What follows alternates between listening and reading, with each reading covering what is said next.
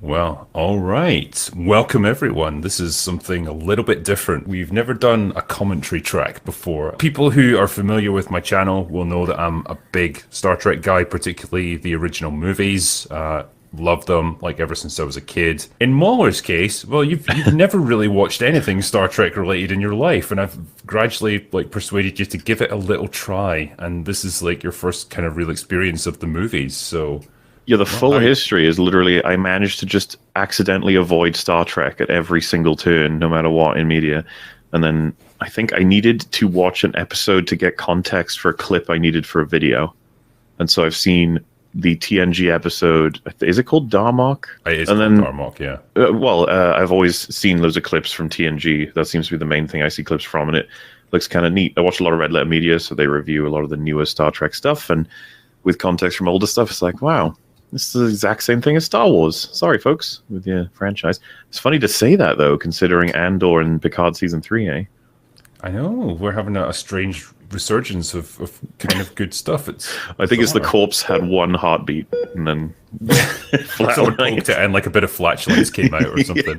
Well, in preparation for this, I guess you also watched Star Trek: The Motion Picture, which I I did. kind of cautioned you against. Like as your first Star Trek movie experience, I thought that was a pretty dicey one. But well, I'm not going to derail this commentary too much by going off on a different track with that. But just generally, like, how did you find that as a movie going experience? I think it was exactly what I kind of thought it might have been, which is a very steady and normal introduction to the sci-fi that is Star Trek. This was a very slow-burning, straightforward sci-fi story that was mainly about ideas, it seemed to me, rather than the characters. What is humanity's purpose at this point in time of the Star Trek world? And it's like to explore, to discover, and it's like, what is at the end of that?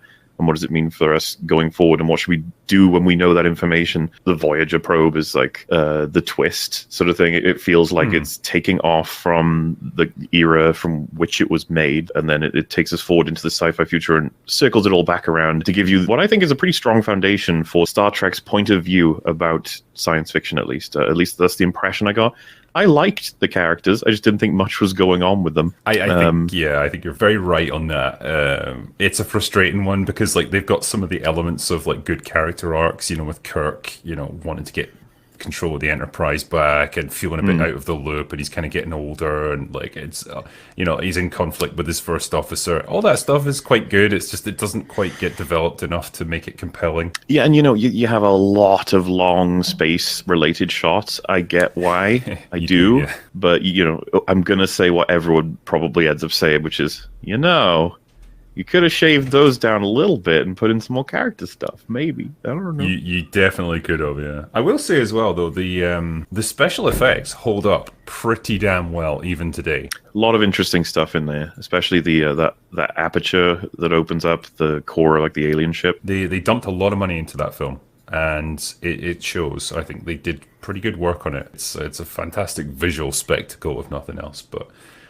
with the follow up, which is kind of what we're here to talk about today, they really stripped it back and they said, right, it needs to be more human oriented. You know, it needs to be about things that we can identify with as people. You know, the lust for revenge, the angst about growing older, all that sort of stuff, family dramas, rather than these grandiose science fiction ideas. And I think they did that pretty well with Wrath of Khan. You've not heard anything of what I think of Wrath of Khan, so this is a first for the people listening to this as well as you. I thought it was really good.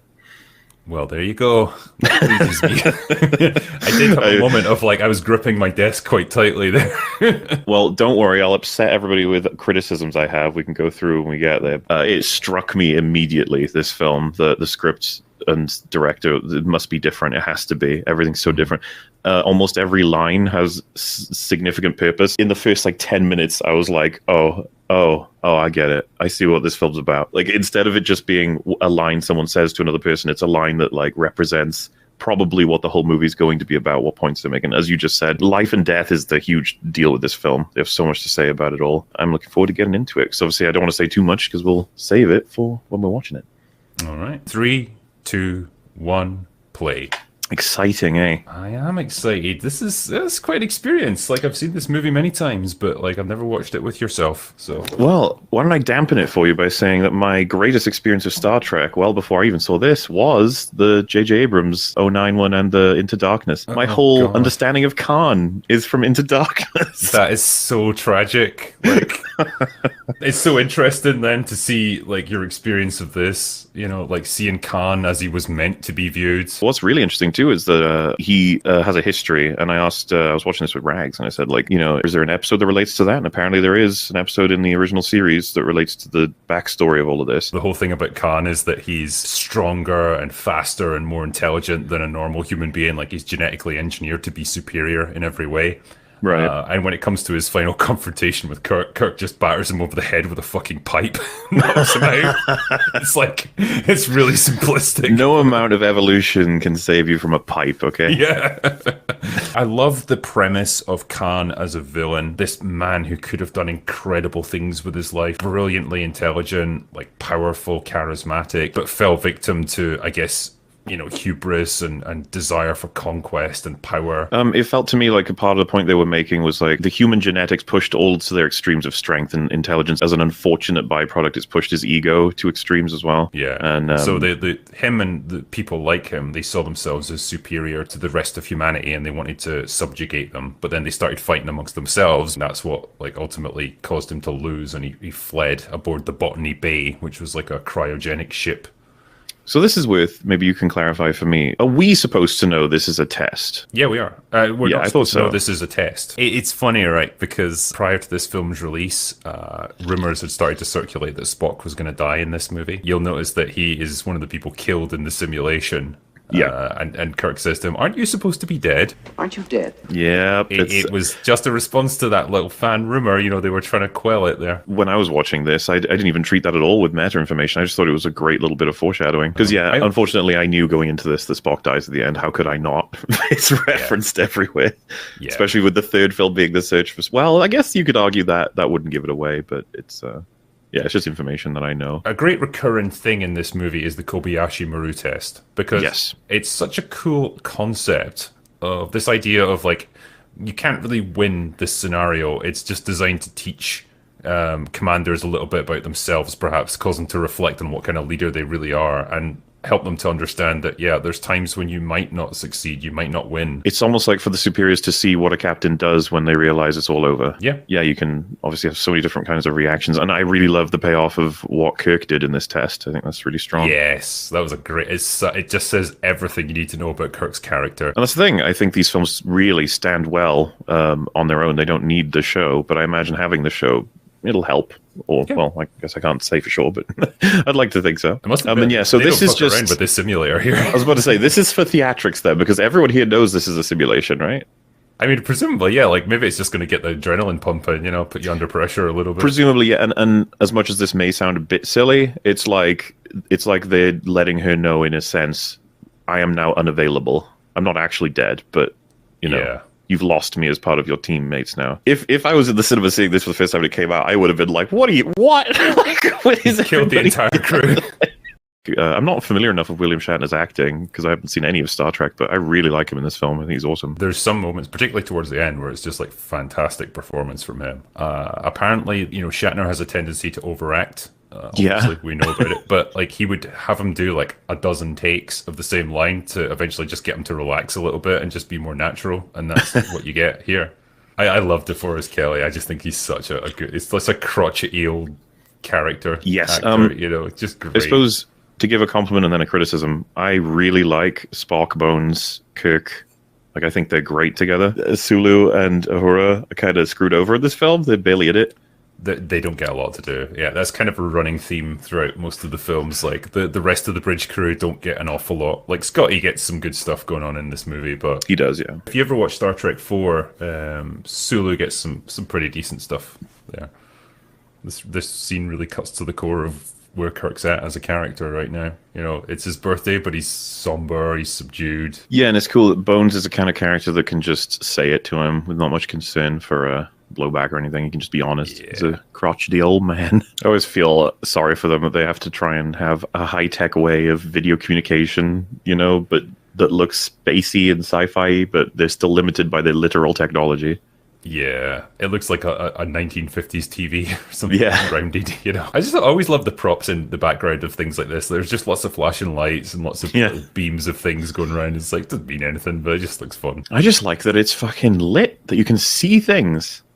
Yeah, It's that's weird nice. that because I've seen plenty of modern Trek, and a lot of those space stations are just so dark. It's trying to make it like moody and dramatic, but like it's funny. It's just proof with this. Like you don't need that. You just need good actors and good dialogue.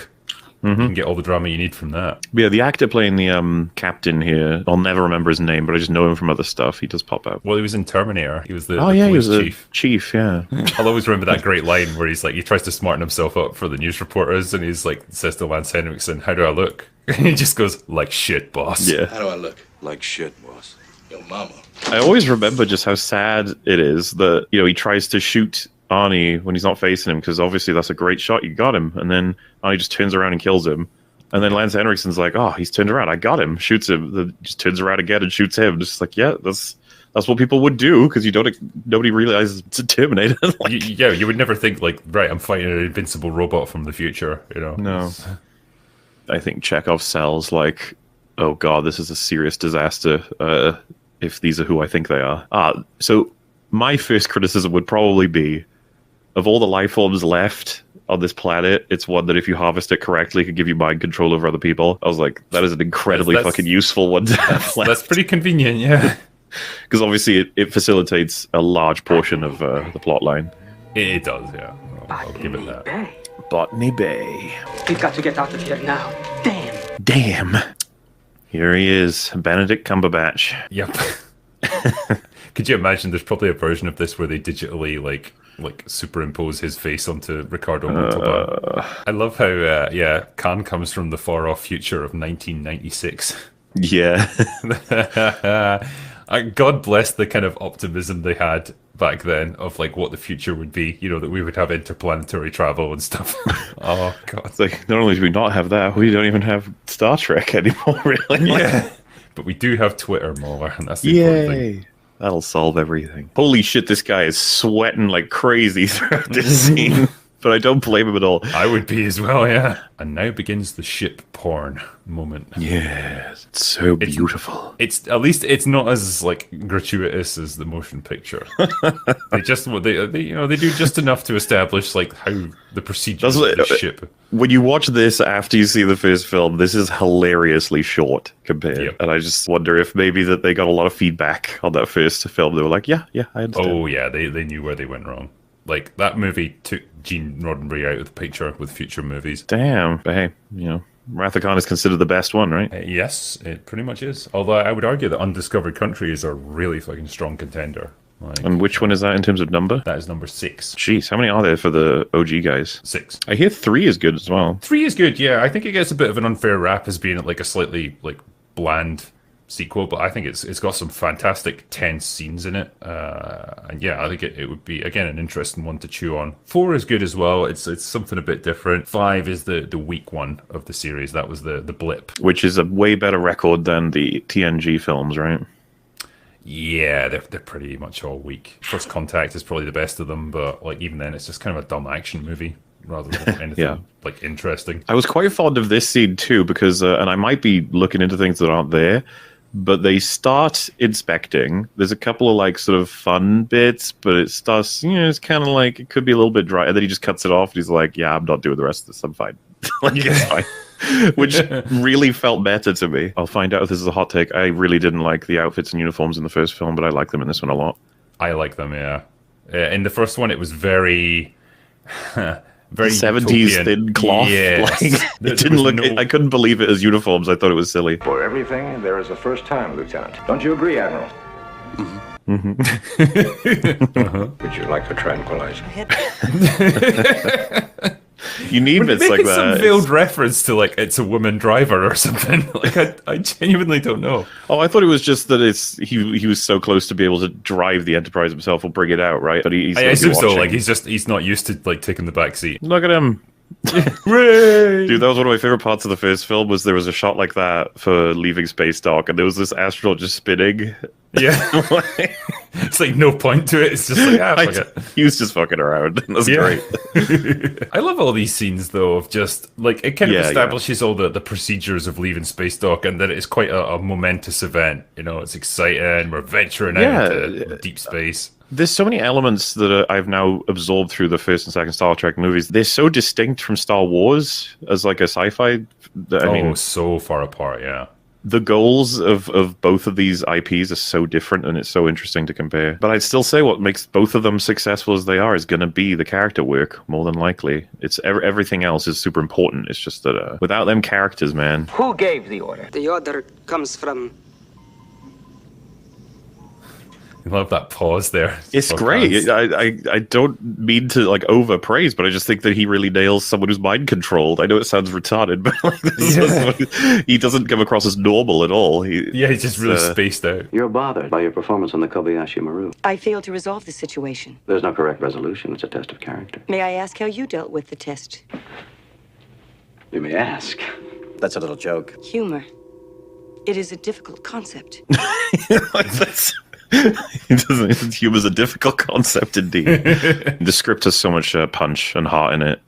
Yep. I fucking love them when I can listen to a line and be like, oh, they probably mean this and this and this. Yeah. Oh, there's such like, especially between Kirk and Bones, like there's just such this natural chemistry and like, these two by play. They feel like old friends. It's another. I was about to say this is another important conversation. I was like, well, most of them are in this film. Yeah, there's not much that's superfluous here. I quite like it as well with this. It's like Spock immediately is just happy to hand over command to him. It's like, yeah, you're better at this than I am. Like, you should do this. Wow, I don't want to jump, but I really love the fact that they so casually show Spock decide his final decision in this movie in the middle of a scene. He's just that needs to be done. I'll do it. Do you prefer Picard or Kirk in their prime? Who's your favorite? Kirk, 100%. The thing is, people judge Picard against Kirk like when Kirk was in his TV show days, when he was like 20 years younger than Picard and not as experienced and maybe a bit more gung-ho. But like this version of Kirk, I fucking adore. I think he's such a great hero. I was going to say, after this film, I'm quite a lot more fond of him than ever was because I didn't know much about him at all. If all you had to go on was the Chris Pine version of Kirk, I could see why you would just not give a shit about him. I don't care about that character. He's so generic. It's like action man, runs around doing whatever. I feel bad for Uhura in this one. She really doesn't get to do much. I mean, I'd go as far as it is kind of a joke. All of her lines, it almost feels like all of them are shot this way too, where she just goes, the communications are not up, the communications are up now, the communications are down, the communications does she have a line that doesn't relate to communications in this? I mean, she is the communications officer, so I guess of course, that's kind of all she's got. You would hope that you'd get something to tell us about her. It's great because, like, obviously you're seeing here, like, the tremendous potential to create planets. But then, it's like, well, yep, so say you use this on a populated planet, what's it going to do to that? Well, it's going to annihilate everything on it. Basically, remix. It's like, to remix, got to break it all down. But it's like the scientists who designed it never would have really anticipated that. Like, they just see the boundless good potential side of it. Yeah, exactly. But it's just a great commentary on, like, how science can be horribly misused and turned into weapons. According to myth, the Earth was created in 6 days. Watch out. Here comes Genesis. We'll do it for you in 6 minutes. I do not dispute that in the wrong hands. In the wrong hands? Would you mind telling me whose are the right hands? And who are the right hands, Spock? It's good stuff. This is I don't know how this is so hard for people to write anymore. And I can't help but dig, right?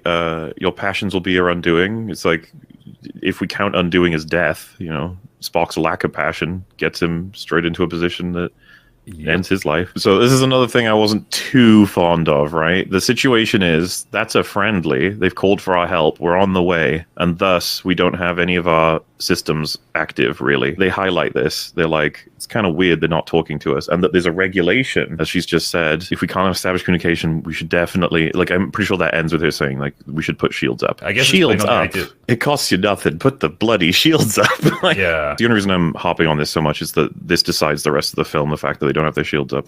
And I couldn't help but feel really bad when that door starts closing. I was like, oh no, is it going to lock people in, like, Oh yeah. dead areas, and then we find out this does a lot of damage to a lot of people. This is what again I love about this film. Like the TNG movies, like miss this a lot, where it's like just CGI ships blasting away at each other for hours, but like every single hit does massive damage in this movie. Well, it's insane to me, right? Like, it seemed to be what JJ took from Star Trek was that we need to have a lot of bombastic, insane armies worths of space battles. When it's like, look at the fucking most beloved one. There's like 3 very short battles. You got to make them matter. It's not about how big they are. The commander of the Reliant is signaling. He wishes to discuss terms of our surrender. I just love how everyone stops for a moment when she says that. Yeah, because we just went from potentially rescuing someone to, wait, we're being captured? You hand over to me all data and material regarding the project called Genesis. Genesis, what's that? Don't insult my intelligence. That wasn't even convincing to me. Like, I know. Genesis, what's that? What could you be talking about? I have no idea. I do like these moments where everyone's like, talk quiet in front of the big TV so it doesn't hear you. I love that as well. Like when Kirk's like, I don't know, you'll keep your word. And he's like, I've given you no word to keep. You just have no choice but to obey me. It's a good response, and I don't think I've heard that one before. Yeah. I like that as well from Sulu, the whole like, faces long. Just so you know, big TV, don't look at me. Meantime, let's find out how badly we've been hurt. Pretty bad, as it turns out. He stayed at his post. I like that line from him. Like, even then he's proud of him that he stayed at his post and did his job. It's quite a bit of power to draw out of very limited screen time for those, both that character and Scotty. But yeah, another thing that struck me about this film, it's very simple in terms of understanding the plot. Well, you need to understand the locations of about a planet and then 3 ships. That's all it is, yeah. It keeps it relatively contained, and, you've got the Reliant, the Enterprise, the Genesis device, and that's essentially your big components of it. Kirk Enterprise.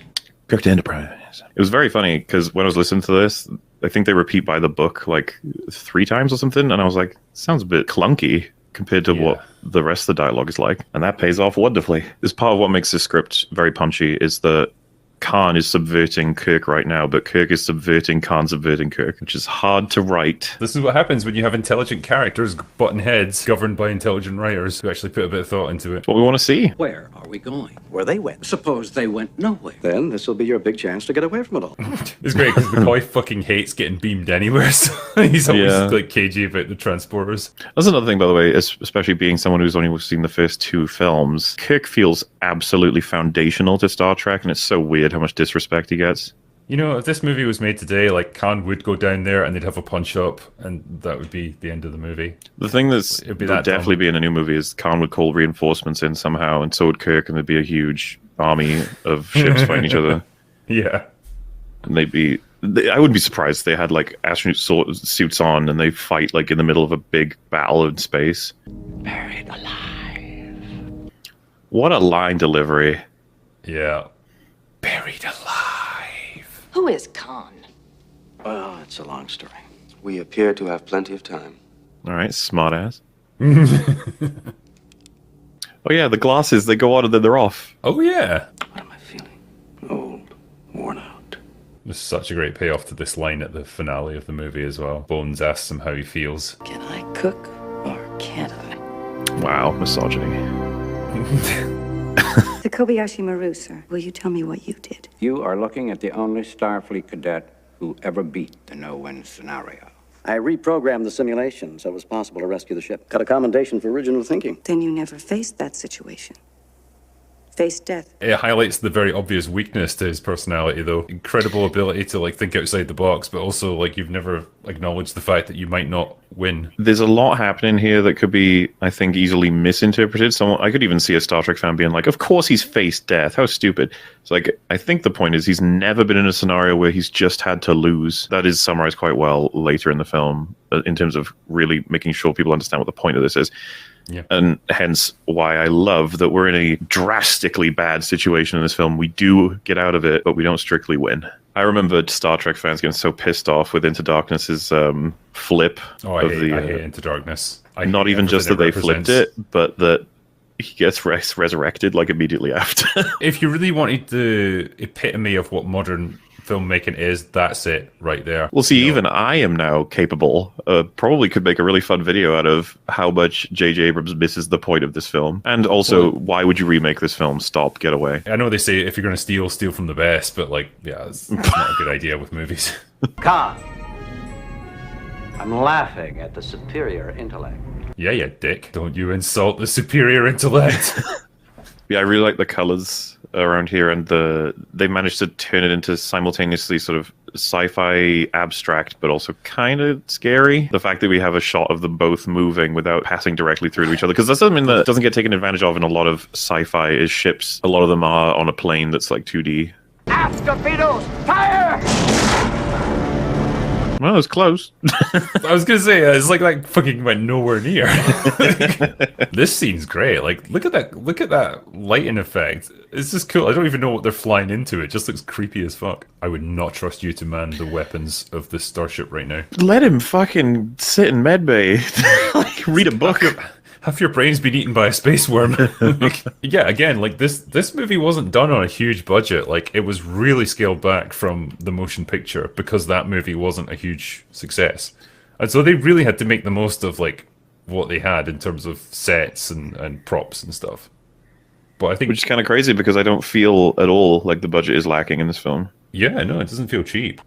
This whole sequence for me is just absolute perfection. It is pretty damn good. Like, tension, tragedy, action, like everything just comes together perfectly in this next 3 or 4 minutes. I love that little expression from him. It feels like there's just even a 1% chance there that he was like, I don't want to die, but I will. Yep. Doesn't say anything to anyone, doesn't say goodbyes or anything, just goes off and does it. That's the thing. No time to lose, right? Yeah. You know, sufficient levels of damage in the Enterprise would mean this scenario is happening. Like, it's not like it's contrived or anything. It's perfectly reasonable. You had the line from Scotty, is like, I had to take the warp core offline. See, as much as McCoy like bitches at him and stuff, he's like genuinely concerned for his safety here. It's like, I can't let you go in there. What is Mr. Scott's condition? Well, I don't think that he... Oh, I hadn't seen this before, but I knew he was going to do the fucking death grip thing. Oh yeah, and another choice they made, which I find interesting. I don't know what you think about it, but Khan dies believing he gets them. Yes, it's an interesting one. There's a lot of... I've seen re-edited versions of this where he sees the Enterprise warping away, and then he gives you that final look of him falling behind the console. But I think I'm fine with it. I think it's interesting both ways. I don't think you lose anything significant. Yeah, I think it would have been so cheap if like he'd seen the Enterprise warping away and just gone like, no!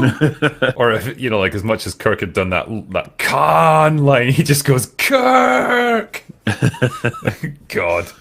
From their point of view, they're all about to die. But like nobody's like running around panicking or whatever. They're all just at their stations waiting. Again, it's like professionalism, stoicism. Well, yeah, only a handful of people know what Spock is doing, and they're too busy trying to compel him to get out than telling Kirk. Sir, the mains are back online. Scotty. Go, Zulu! As if Sulu needs to be reminded. It's like, get the fuck out of here. And they're passive Khan, the greatest villain in Star Trek history. Well, he can always come back, you know. Palpatine had it worse. This whole sequence of him like running down to Engineering is intercut with like the planet forming, like the end of one life and the creation of something new. I will say, like, Shatner's performance here, I can't fault it. There's a little touch here that I really liked. That is it smoothing down his uniform? Yeah. That is such a Spock thing to do. It was pretty good. Yeah, it's excellently acted. I didn't even want to say anything during it. I was just like, I'm just going to enjoy this again. I've seen this film so many times, but still. And when he passes away, like, the only thing you get from Kirk is just that tortured no. And that's it. Like, there's no... It's so quiet for the most part. Everyone knows what's happening, which is such a dramatic comparison with the JJ remake. It's so loud and insane. Of all the souls I have encountered in my travels, his was the most human.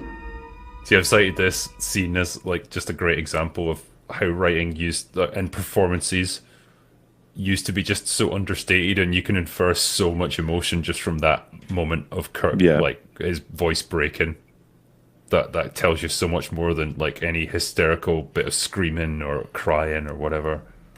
Well, and she let out a tear there. She's that's huge for Vulcan, isn't it? That's a big deal, yeah. You know, it's interesting, right? The two of them don't get a huge amount of screen time together, you know, in terms of like working out their relationship and stuff. But this feels like quite an appropriate resolution for them. It's short and sweet, this sort of plot line, so to speak. I mean, like he's obviously seen his father, you know, be in command. He's seen his father have to make these tough decisions and lose people that he cares about. I think it's given him a lot of insight into his character. How do you feel? Young. I feel young. Grant, again, a great little payoff to his earlier lines. We did it. So I mean, the script is tight. Yeah. The way this movie manages to balance, like, so many different ideas, so many subplots, so many arcs, and bring it all together in a really satisfying way. Gosh, I love it. And I respect it as well. I respect the thought that went into it. Yeah, Star Trek. We did it. I will say as well, like the little scene there at the end on the Genesis planet with Spock's torpedo, that was actually added after principal photography, because this was genuinely meant to be Leonard Nimoy's last outing as Spock. Like, he fully intended to just kill him off, but he had such a positive experience working on this movie. His attitude was like, you know what, maybe I could come back. I can maybe do another one, Yeah. And I think he directed the next one as well as being in it. So that's awesome. Yeah. Because I always thought they left that in specifically just to leave the door open. Me and Rags were talking about that. Like, is it a matter of you don't want to freak the audience out too much is sort of like a bait of like, oh, you know, maybe it's not over there. I think back then it was like everything was to play for, because they didn't even know if they were going to get another movie after this. Yeah. Like, the motion picture had not been a big success, and they sunk a lot of money into that. With this, it was like, well, there's a reduced budget, but we still have no idea if it's going to be popular, if people are actually going to take to it. It could just be a flop. I don't know what else I can add about Wrath of Khan, except that I just very much enjoyed that movie. I thought it was very good, and I am already building up my Star Trek library. How impressive. I imagine I'll have to tell people about this having happened, because I think people wanted to know what I think of Wrath of Khan for a long time, and like I said, I think it's really good. Star Trek seems like a really cool IP when you've only seen these first two films. Because like I said, I actually like the first film. It's not like, I don't think I'd watch it again. I could definitely see myself watching this again, though. Like, there are a lot of good films that I wouldn't watch again. Yeah, I know. I get what you're saying. It's not that kind of it's not that kind of film that invites repeat viewings. But it's good that you watched it anyway. Hope you've enjoyed this little commentary, and that's all that Mauler and I have got for today. So we're gonna go away now. Bye.